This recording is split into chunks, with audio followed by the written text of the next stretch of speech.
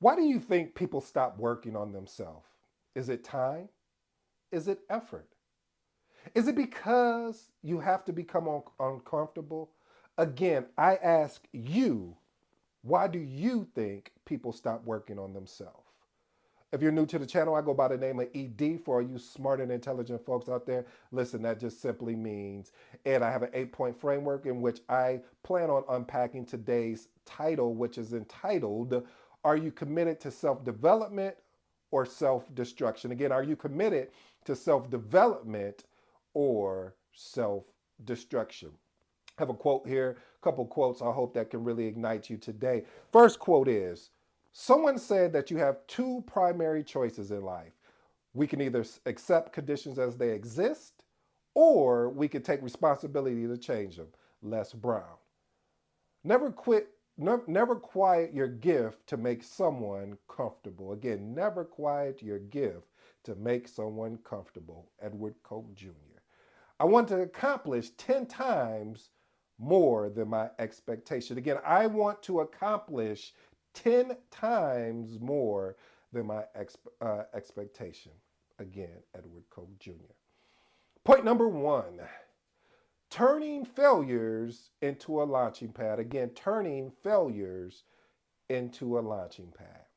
You know, family, I feel so bad of how we look at failures or failing as a lack of, or we didn't do so well, instead of putting on a new pair of glasses and changing how we look at the way of the thing that we were going after that we wasn't successful at, and changing the way that we look at it. And I'll be honest with you, family, it's not easy.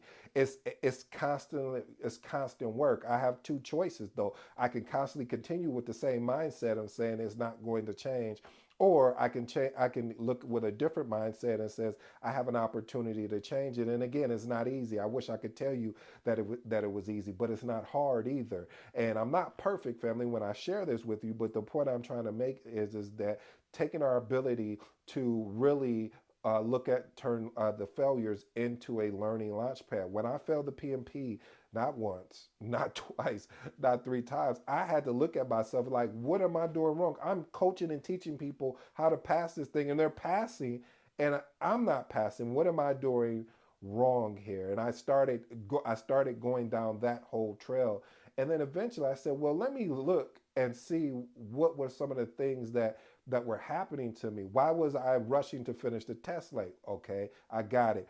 I was using my analytical, I was being too analytical on the question instead of taking a different approach of how I answered the question.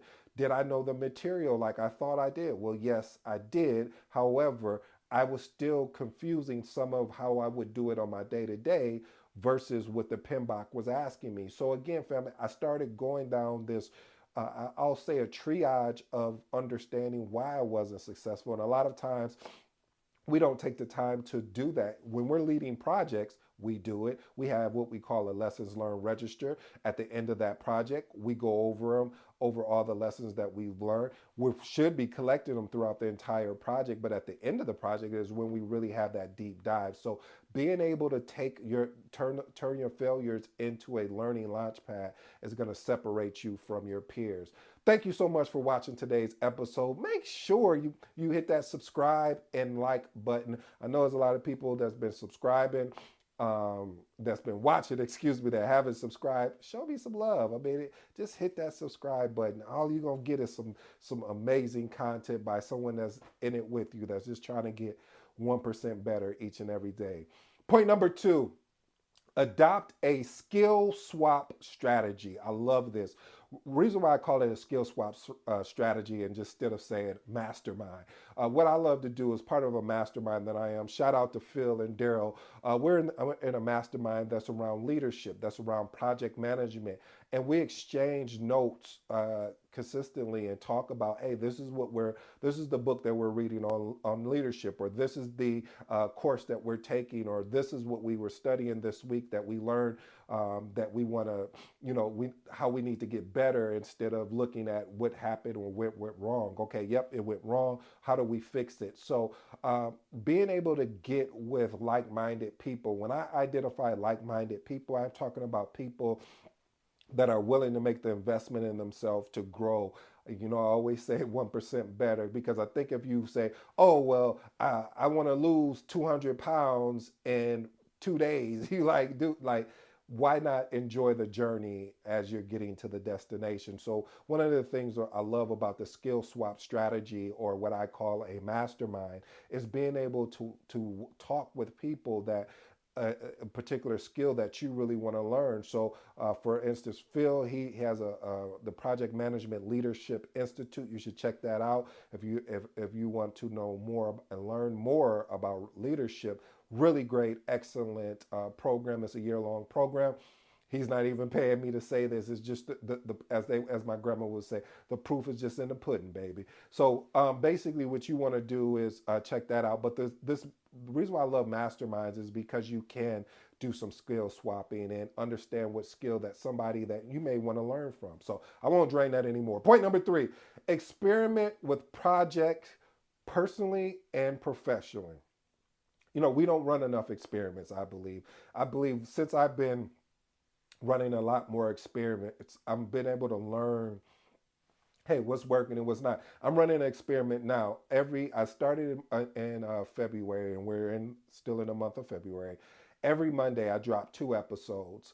And why do I drop 2 episodes? Is because I really wanted to see, I was seeing a like people were really locked in between 12 and 6, and then there was another group of people that were 9 to almost to like 11 p.m. So I was like, well, I want to take care of both audience. I want to over deliver and provide more value. So this is why I'm running an experiment for the month of February and saying, okay, every Monday you guys will get 2 episodes, full length episodes of the show, because of the fact of, I really believe that if someone is taking time out to show you love, to watch your videos, at the minimum you can do is just over deliver. So I hope that I'm over delivering for you guys. So what I'm saying is basically is run many experiments, whether in your professional life as well as your personal life.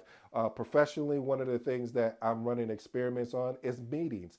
I'm finding out different ways of, like, hey, sending out the meeting recap. Do I send it out afterwards or the next business day? Another experiment I'm running with meetings, I'm also having more timed meetings. So what that looks like is saying, hey, we have a 30-minute meeting. Okay, for the first 5 minutes, John, you have this block, but normally I go over my risk. So I normally go over the risk. I say I have 5 minutes for that, and I time stamp each particular item, because I want to have the meetings when someone comes in. It was like, man, this meeting is, I mean, you just flowing through, and still leaving time available just in case if any unforeseen thing comes up, or somebody has something to discuss. But really showing people that, hey, I really appreciate your time, and I know time is something you can't get back. So I want to keep it as concise as possible, but still keeping that more of an adaptable mindset of being, of saying, hey, but if we got to pivot, I'm there to pivot.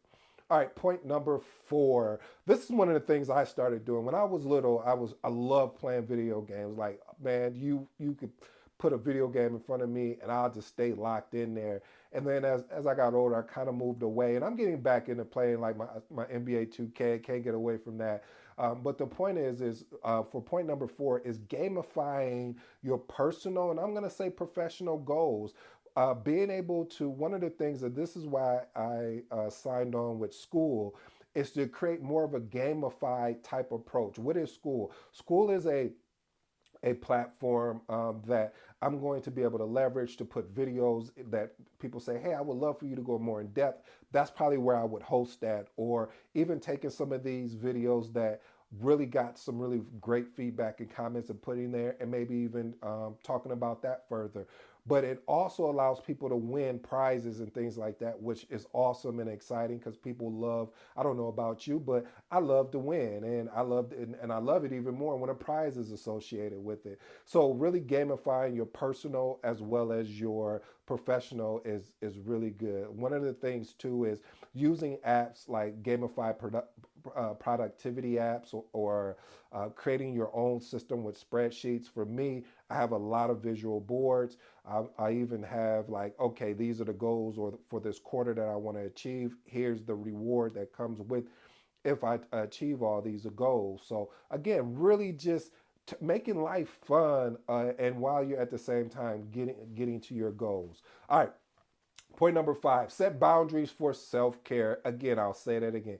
Set boundaries for self care. Listen, family, we have to work on this, of being able to set these boundaries. I understand, especially if you're someone like me, that you are always thinking about everyone else, and then you think about yourself last.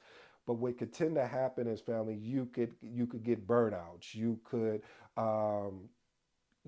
really just be feeling so overworked and so frustrated, and it could start spilling out in other areas of your life where you didn't think it would come. Somebody could say something small or major, and you may just snap or go off because you're not taking care of yourself.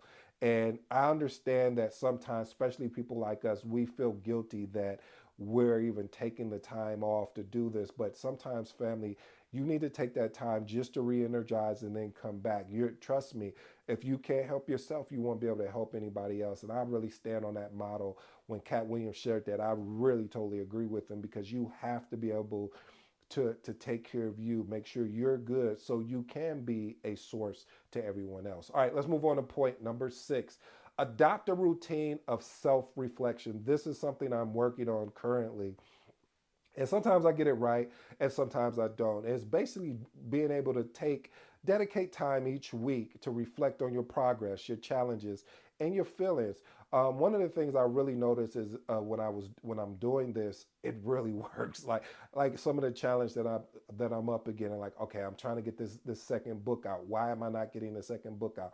And I'm writing down the reasons, why, and then I'm like, okay, I need to solve all these reasons, because I always tell you, family, we tell ourselves more stories, we put more roadblocks in our way than anybody else. Nobody even has to assist us on that, because we've already done it. So we have to find ways to navigate around those roadblocks, or navigate through those roadblocks when they come up, and challenge ourselves not to be the most amazing, even though that would be nice, but taking it one, doing this one day, 1% at a time, and just continually to grow, continue to uplift yourself, continue to tell yourself stories. Because if you don't believe in yourself, how can you have or expect someone else to believe in you? So I always recommend doing that, of just taking time at the end of either on a Sunday or even on that Monday to say, hey, what went well this week? Just like a project, what went well, what didn't go well, what do we need to improve? All right, point number 7: continuously improving your growth mindset. I say this is a continuous job. This is something you can't do overnight. This is not something you'll be able to do for a year and be like, my mind will never be a fixed mindset. And we know the difference. If we don't, I'll unpack it real quick in under 30 seconds. A growth mindset is looking at something and saying that it's possible. A fixed mindset is looking at something and saying it's impossible. When you look at continuously improving your growth mind, it's a continuous job, day in and day out. And the day you say, what, I give up trying to have a growth mindset, it's going to be the day you're going to look back and say, man, I wish I would have not done that. So to prevent that, I always challenge everyone to continue to work on your growth mindset. And when fixed mindset things come up, maybe document that. Why did I go into a fixed mindset? Why did I believe it wasn't possible for me to put my book out? Why did I believe it wasn't possible for me to make content? Why did I believe it wasn't possible to get the CAPM or the PMP or whatever that thing is, or that goal that you set at the 2024 start of this year? So whatever that thing is for you, believe it's possible, and believe it's possible because you're willing to do the work. You're willing to make the necessary sacrifices to go after the thing that you said you wanted. All right, let's move on to the point number 8: adopt adaptive learning strategy. We know from project management, adaptive meanings is the ability to be flexible, the ability to change. Even though change is good, we still have to understand, are we making a change just to change, or is there a necessary requirement here that we need to change? And using various learning methods, from visual to auditory to um, books to workshops, just really, really growing your experiences in the form of learning and really trying to figure out what works well for you. I just really realized something that works well for me, where I listen to a Audible book and read on my Kindle, not on my Kindle, but through the Kindle app. I'm able to retain more more information there. So I challenge you by doing that. And last and final point is seek inspirational sources, baby. Basically, finding sources that really inspire you, get you motivated. And as Zig Ziglar, when they asked him this question about does motivation work, well, he posed a question back to the reporter and says, well, yes, motivation works, but it's just like a bath or a shower. You have to do it every day. So, family, this is something you can't just turn on this video and do it today. You have to do it tomorrow and the next day, and continue to create a plan for yourself of really pouring into yourself so you can pour into other people. I think I like that. Until next time, this has been your boy AD, and I'm out.